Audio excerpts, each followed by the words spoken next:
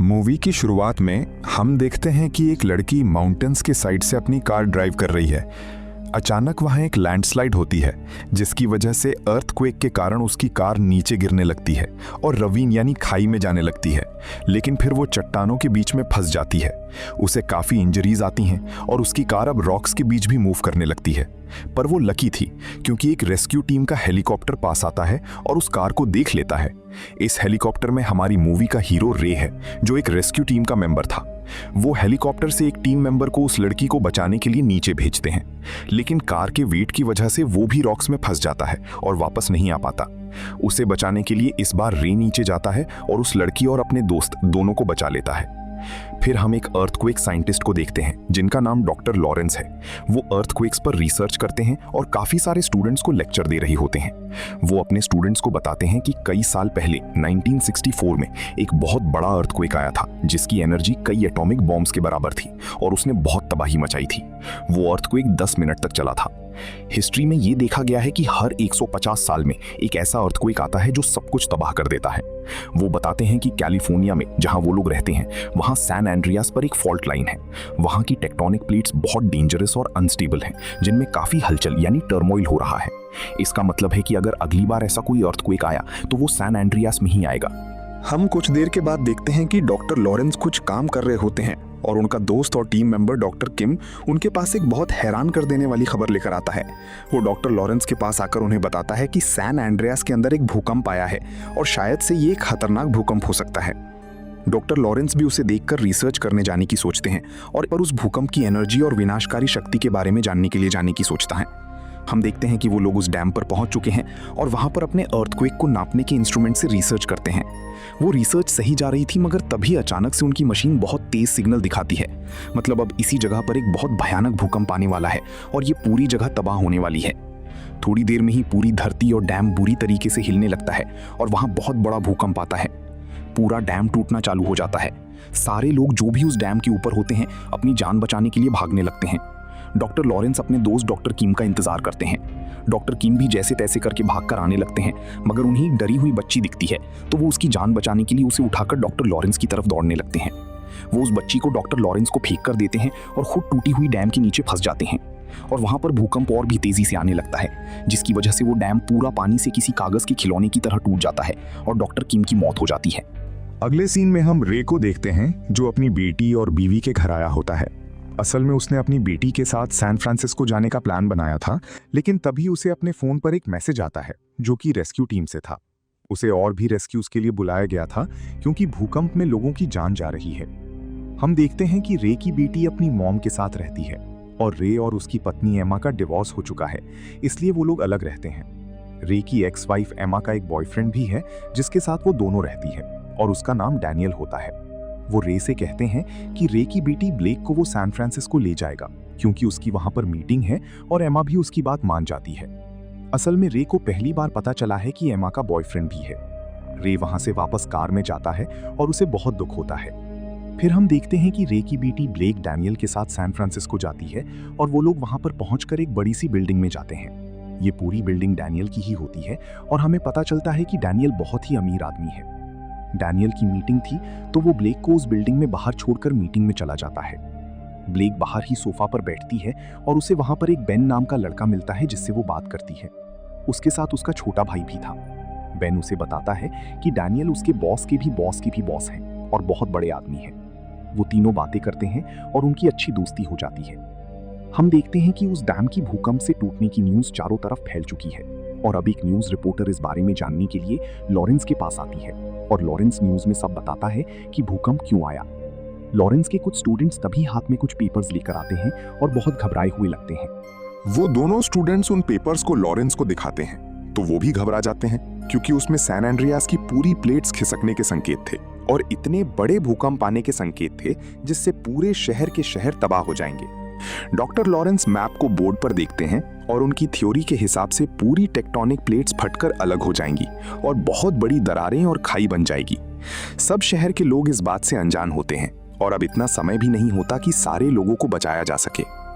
फिर हम रे की एक्स वाइफ एमा को देखते हैं जो कि आराम से एक रेस्टोरेंट में बैठकर खाना खा रही होती हैं जो एक बहुत बड़े होटल में होता है।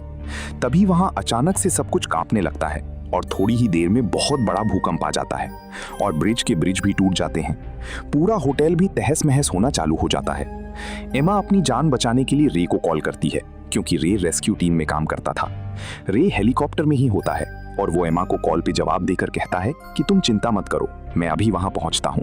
एमा रे के हेलीकॉप्टर में बचने के लिए जाने के लिए ऊपर बिल्डिंग की छत पे जाने की कोशिश करती है, मगर सीढ़ी और लिफ्ट का सारा हिस्सा टूटकर खत्म हो चुका था और बिल्डिंग तबाह होने वाली थी। एमा किसी तरह से पीछे वाले रास्ते से ऊपर जाती है, मगर ये पूरी बिल्डिंग ढहने वाली थी और एमा की जान जाने वाली थी। जिससे पहले बिल्डिंग गिरती, वहां रे हेलीकॉप्टर लाता है और एक नेट फेंकता है। एमा उस नेट पर चढ़कर बच जाती है और हेलीकॉप्टर में आ जाती है। इनके हेलीकॉप्टर पर मलबा गिरता है, मगर रे हेलीकॉप्टर को संभाल लेता है।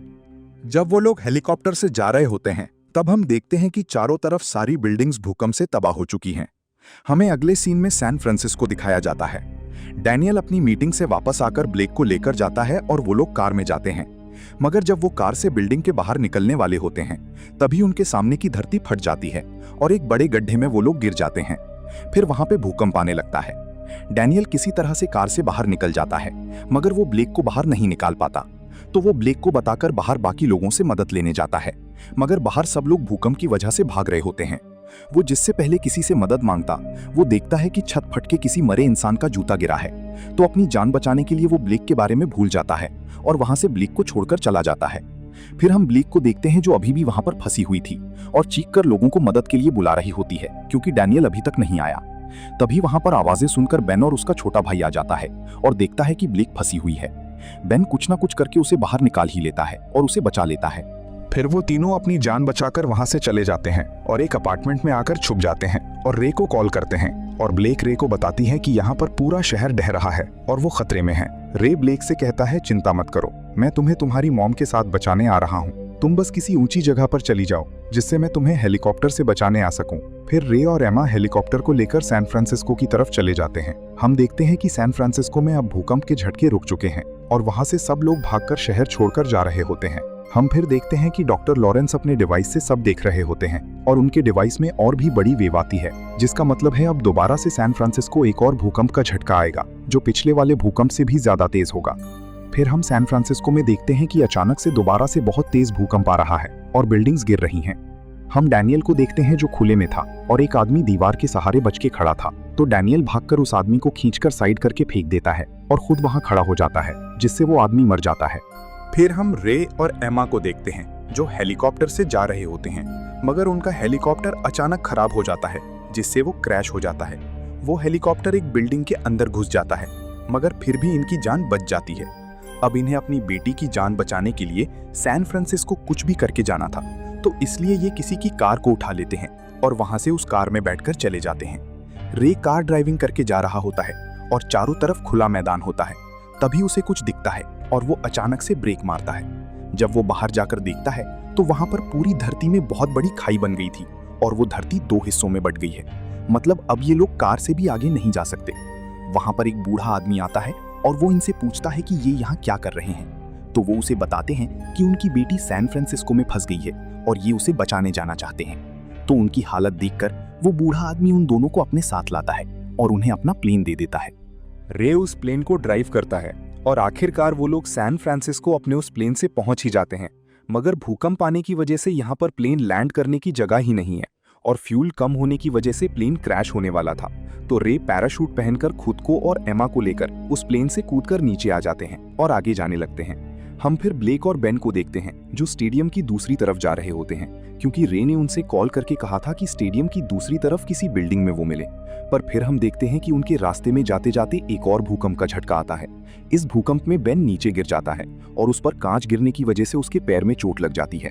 हम देखते हैं कि रे और एमा किसी तरह इस भूकंप से छुपकर बच जाते हैं और फिर एक बोट से आइलैंड की दूसरी तरफ जाने की सोचते हैं। हम फिर ब्लेक को देखते हैं जो बेन की घाव को देख रही होती है और वो उसमें से कांच निकालती है। फिर वो लोग भी वहां से जाने लगते हैं। हम रे और एमा को देखते हैं जो अपनी बोट से फुल स्पीड में दूसरी साइड जा रहे होते हैं, मगर तभी उन्हें आसमान में से अंधेरे जैसा कुछ उनकी तरफ आता दिखता है और जब वो उसके पास पहुंचते हैं तो उन्हें दिखता है कि ये एक बहुत ज्यादा विशाल सुनामी है जो भूकंप की वजह से बनी है और अब इनकी तरफ आ रही है। यहाँ पर बहुत सारे लोग बोट्स पर होते हैं और अब ये वापस पीछे भी नहीं जा सकते, तो सब हिम्मत करके बोट्स को फुल स्पीड पर करके सुनामी को चीर कर निकलने की सोचते हैं। ये सुनामी की लहर बहुत ताकतवर होती है, तो बहुत से लोगों की नाव पलट जाती है, मगर रे कुछ ना कुछ करके अपनी नाव को इस लहर के ऊपर ले जाता है। मगर तभी अचानक से इनके आगे एक बहुत बड़ा कार्गो शिप आ जाता है जो इनसे टकराने वाला था। रे अपनी बोट को संभालता है और साइड करता है। ये लोग उस जहाज के ब्लेड से भी टकरा जाते हैं, मगर ये सही टाइम पर बच जाते हैं और इनकी बोट को ज्यादा नुकसान नहीं आता। मगर अब जहाज के ऊपर से इनके ऊपर बहुत सारे कंटेनर्स गिरने लगते हैं, मगर रे उन कंटेनर्स से बचकर आगे बढ़ जाता है और उनकी जान बच जाती है। मगर वो जहाज लहरों की वजह से पूरा पलट जाता है और एक बहुत बड़े ब्रिज से टकराने वाला होता है। इस ब्रिज से बहुत सारे लोग भाग रहे होते हैं, जिनमें डैनियल भी होता है, और इस शिप में से एक कंटेनर गिरता है जिसके नीचे डैनियल आ जाता है और मर जाता है, और सुनामी की वजह से पूरा ब्रिज खत्म हो जाता है। हम देखते हैं कि इस सुनामी से पूरा शहर तबाह हो जाता है और सारी बिल्डिंग्स टूट जाती हैं, जिससे बहुत लोग मरते हैं। फिर हम ब्लेक को देखते हैं जो एक ऊंची बिल्डिंग में बेन को लेकर आती है। वो लोग खड़े होकर खिड़की को देखते हैं तो वहां से सुनामी आ रही थी। सब जल्दी से पिलर्स के पीछे छुप जाते हैं, मगर वहां पर सुनामी सब कुछ तहस महस कर देती है। ये लोग सुनामी से बचने के लिए एक फ्लोर और ऊपर चले जाते हैं। ब्लेक बेन के पट्टी करती है जिससे उसके ना लगे। फिर हम देखते हैं कि रे और एमा अपनी बोट लेकर इसी जगह पर पहुंच जाते हैं और उसी बिल्डिंग की तरफ आते हैं। ब्लेक इन्हें देख लेती है और बहुत खुश होकर इन्हें आवाज लगाती है, मगर कांच की वजह से ये आवाज नहीं सुन पाते। तभी एमा अपने हाथ पर एक लेजर लाइट देखती है और रे को पीछे देखने के लिए कहती है। हम देखते हैं ये लेजर ब्लेक उन पर मार रही है, और अब ब्लेक एमा और रे को दिख जाती है और ये बहुत खुश होते हैं। मगर तभी बिल्डिंग अचानक से पूरी नीचे धंस जाती है, जिससे उसमें पानी भरने लगता है। ब्लेक इस पानी में बिल्डिंग के अंदर फंस जाती है और डूबने लगती है, और रे उसे बचाने के लिए पानी में कूद जाता है और उस तक पहुंच जाता है, मगर वो ग्लास के अंदर होती है। हम देखते हैं कि बेन कुछ मारकर बिल्डिंग की खिड़की तोड़ने की कोशिश करता है और एमा उसे देख लेती है। वो फुल स्पीड में उसी खिड़की की तरफ बोट चलाती है और बेन को साइड हटने के लिए बोल के उस कांच को तोड़ देती है। और तभी रे भी ब्लेक को बचाकर ले आता है और ये सब लोग बोट पर चढ़ जाते हैं। एमा जैसे तैसे करके इस धंसती हुई बिल्डिंग के बीच में से जल्दी से बोट को निकालती है और रे ब्लेक को उठाने की कोशिश करता है, और बहुत कोशिश के बाद ब्लेक उठ जाती है और अब ये लोग उस जगह से दूर आ जाते हैं। मतलब इन सब लोगों की जान अब बच चुकी है और अब भूकंप भी बंद हो चुके हैं और ये लोग एक पहाड़ की तरफ जाते हैं। हम देखते हैं कि शाम हो चुकी है और यहाँ पर एक रेस्क्यू टीम सारे बचे हुए लोगों की जान बचाने आती है। फिर हम रे की पूरी फैमिली को देखते हैं और अब एमा और रे के बीच के भी सारे झगड़े खत्म हो चुके हैं और अब इनका रिश्ता दोबारा से मजबूत हो चुका है। और वो लोग टूटे हुए ब्रिज की तरफ देखते हैं जहां इन्हें अपने देश का झंडा दिखता है, जिससे इनमें जुनून आता है, और यहीं पर हमारी मूवी खत्म हो जाती है।